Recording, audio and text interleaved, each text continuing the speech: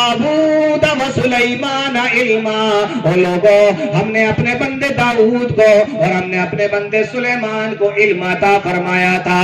اتنی نعمتیں دینے کے بعد، اتنے معجزے دینے کے بعد، اتنی زبردست بادشاہت دینے کے بعد اللہ تعالیٰ نے جب نعمتوں کا ذکر فرمایا تو صرف ایک نعمت کا ذکر کیا، فرمایا وَلَقَدْ آتَيْنَا دَاوُودَ وَسُلَيْمَانَ عِلْمًا، ہم نے داؤد اور سلیمان کو علم سے نوازا تھا، ہم نے ان کو علم عطا فرمایا تھا۔ یہ ہے علم کا مقام۔ علم کے مقابلے میں کوئی دوسری نعمت اس کا مقابلہ نہیں کر سکتی۔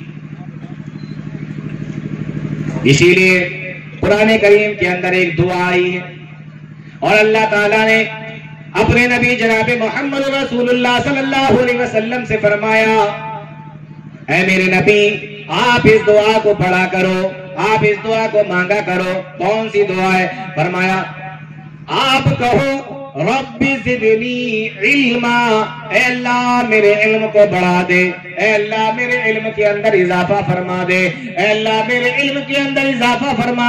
یہ دعائیں میرے نبی آپ پڑھا کریں، یہ دعا میرے نبی آپ مانگا کریں۔ علماء نے لکھا ہے کہ علم سے زیادہ اگر کوئی فضیلت والی چیز ہوتی تو اللہ تعالیٰ اس کو بڑھانے کے لیے کہتا۔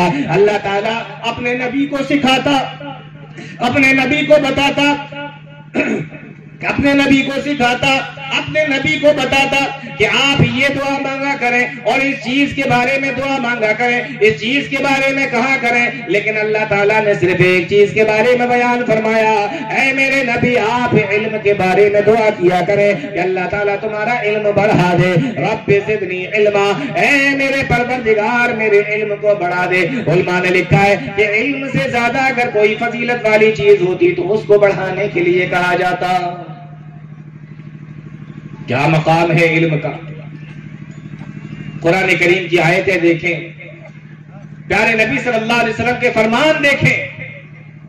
ایک اور آیت دیکھیں علم کے تعلق سے، اللہ تعالیٰ قرآن کریم کے اندر بیان فرماتا ہے يَرْفَعِ اللَّهُ الَّذِينَ آمَنُوا مِنْكُمْ وَالَّذِينَ أُوتُوا الْعِلْمَ دَرَجَاتٍ، اللہ تعالیٰ تم میں سے ایمان والے بندوں کے درجوں کو بڑھاتا ہے اور اللہ تعالیٰ تم میں سے علم والے بندوں کی درجوں کو بھی بڑھا دیتا ہے۔ یہاں پر اللہ تعالیٰ نے دو چیزوں کا ذکر فرمایا، اگر تمہارے پاس میں ایمان ہے تو علم بڑھے گا اور اگر تمہارے پاس میں علم ہے تو تمہارے درجات بڑھ جائیں گے۔ یرفع اللہ الذین آمنوا منکم والذین اوتوا العلم درجات، اللہ تعالیٰ علم والے لوگوں کی درجات کو بڑھاتا ہے۔ اتنی زبردست چیز ہے علم، کیسے بڑھاتا ہے؟ صحیح مسلم کی حدیث اٹھا کر دیکھیں، حضرت عمر بن خطاب رضی اللہ تعالیٰ عنہ امیر المومنین ہیں اور آپ نے حضرت حارث کو مکہ کا امیر بنایا۔ ایک موقع پر حضرت عمر عثمان گئے تو وہاں پر دیکھتے ہیں کہ حضرت حارث موجود ہیں۔ آپ نے حضرت حارث سے پوچھا کہ تم مکہ سے یہاں تک آئے ہو، بتاؤ تم نے مکہ کا امیر اپنے بعد میں کس کو بنایا ہے؟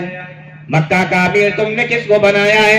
فرمایا میں نے اپنے بعد مکہ کا امیر ابن ابزا کو بنایا ہے۔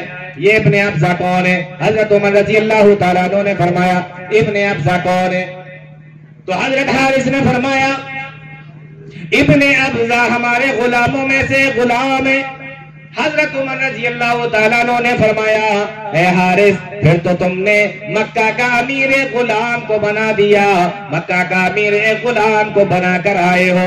حضرت حارث نے فرمایا ہاں میں نے ایک غلام کو مکہ کے لوگوں کا امیر بنایا ہے، لیکن وہ اللہ کی کتاب کا، قرآن کریم کا بہترین قاری ہے، اللہ کی کتاب کا بہترین قاری ہے اور فرائض کا علم بھی اس کو بہترین طریقے سے آتا ہے۔ حضرت عمر نے جب یہ سنا تو فوراً کہنے لگے ان اللہ یرفع بہذا الکتاب اقواما ویضع بہ آخرین، بے شک اللہ کے نبی صلی اللہ علیہ وسلم نے سچ فرمایا تھا کہ اللہ تعالیٰ اس علم کے ذریعے سے بہتوں کو اونچا کر دیتا ہے اور اللہ تعالیٰ اس علم کے ذریعے سے بہتوں کو نیچا کر دیتا ہے، بہتوں کو گرا دیتا ہے۔